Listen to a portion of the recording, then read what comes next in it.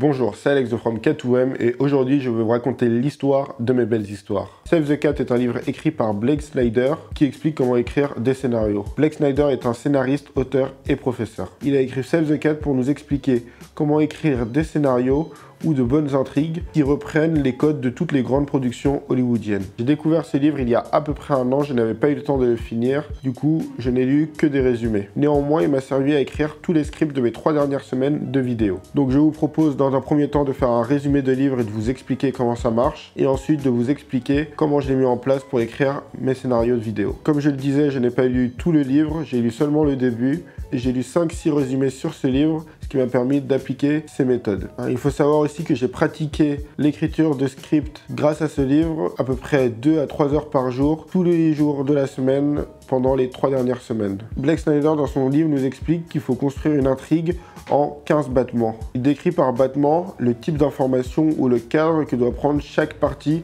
de notre scénario. Donc l'histoire se divise en 3 grandes parties qui elles-mêmes sont divisées en battements. Alors dans l'ordre, les battements sont l'opening image, donc l'image d'ouverture, the theme stated, c'est-à-dire le thème principal, the setup, la mise en place, the catalyst, l'élément déclencheur, the debate, le débat, the break into two, c'est-à-dire le passage à l'acte 2, la B-story, c'est une intrigue secondaire, the promise of the premise, c'est-à-dire la promesse des prémices, the midpoint, que l'on va appeler le climax médian ou l'apogée intermédiaire, the bad guys closing, c'est-à-dire les méchants qui reviennent, all is lost, quand le héros est au fond du trou, the dark night of the soul, la nuit noire de l'âme, the final, qui va être l'apogée finale ou le climax, the final image, qui est l'image finale, l'image de clôture. Donc maintenant que nous avons vu les 15 battements de manière globale, on va rentrer un tout petit peu plus dans les détails à travers les 15 battements. Le premier battement, ça va être l'image d'ouverture, the opening image. L'image d'ouverture sert à donner le ton de notre histoire. On va devoir comprendre rapidement de quoi va parler toute l'histoire. Ensuite, c'est le thème principal, c'est-à-dire qu'on va devoir définir le thème et le message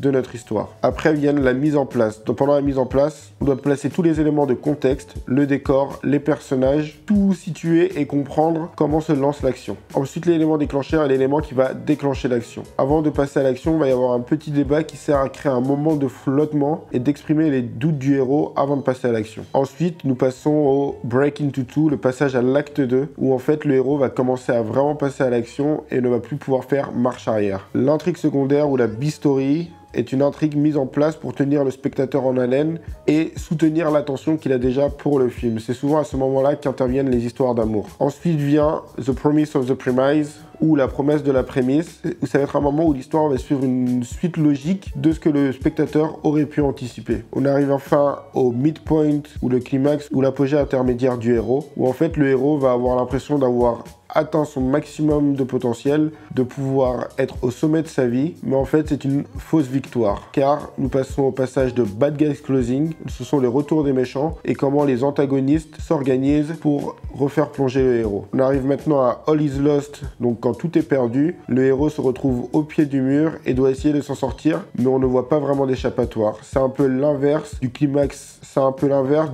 médian ou de l'apogée intermédiaire. Arrive The Dark Night of the Soul, qui est la nuit noire de l'âme. C'est un peu suite à la chute du héros, le héros qui va se poser des questions et qui va être en recherche de repères pour pouvoir à nouveau s'en sortir. Étant déjà au fond du gouffre, il ne pourra que remonter. Après, nous passons à l'acte 3 avec le Break into Free, un moment où le héros va pouvoir trouver une solution, va voir une porte de sortie et va commencer à mettre un plan en œuvre pour sortir de sa condition.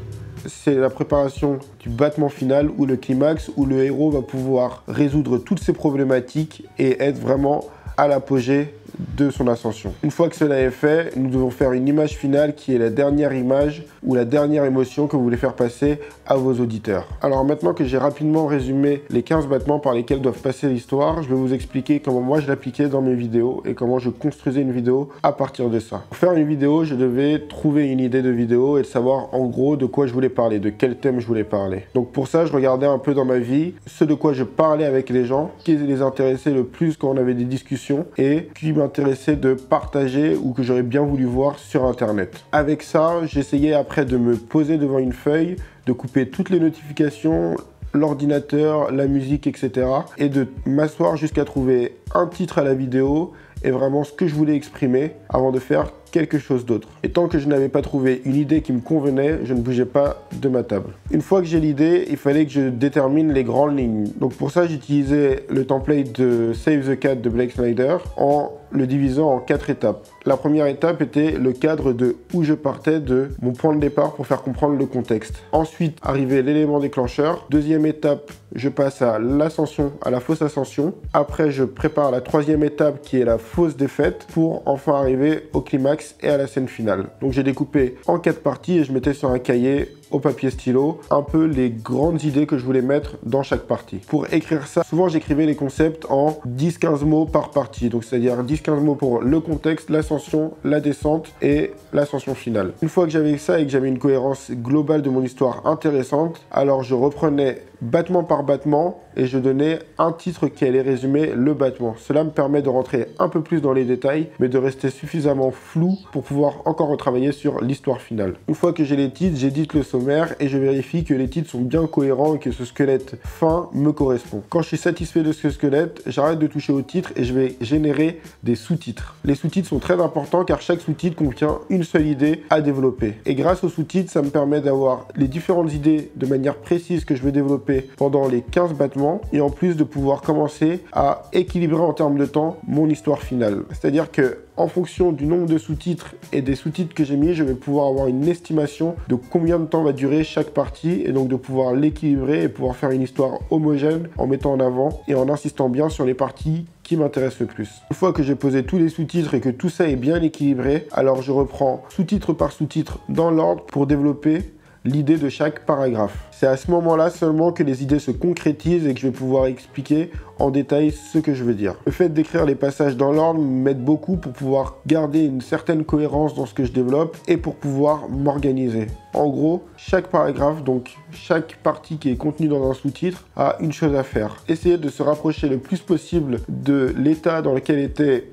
le paragraphe précédent, arriver vers son idée, développer l'idée de ce paragraphe et après retendre vers l'idée du paragraphe suivant. Et ce mouvement me permet d'avoir un enchaînement entre les paragraphes le plus fluide possible. Une fois que j'ai fait ça, je vais entamer une relecture pour enlever toutes les redites que j'ai fait dans mes paragraphes et pouvoir réhomogénéiser mon histoire pour qu'elle soit le plus cohérente possible. Quand tout ça est fini, mon histoire est prête et je vais pouvoir la tourner enfin devant la caméra. Pour vous donner quelques chiffres, j'écris pour faire des formats qui durent autour de 10 minutes. Donc ça veut dire que ça va de 7 minutes à parfois un quart d'heure. L'écriture me prend entre 1h30 et 3 heures par vidéo pour environ 1500-2000 mots sur le script final. Pour l'écriture du script final, j'utilise Google Doc en respectant bien la hiérarchie des titres qui me permet d'avoir un sommaire qui me synthétise bien mon histoire et sur lesquels je peux avoir un retour rapide. Alors merci d'avoir regardé cette vidéo, n'hésite pas à me dire ce que tu en as pensé en commentaire ou à me recommander des livres. Nous lisons tous les commentaires. En attendant, tu peux mettre un like et partager à un maximum de personnes, ça nous aide énormément pour avoir le plus de visibilité possible.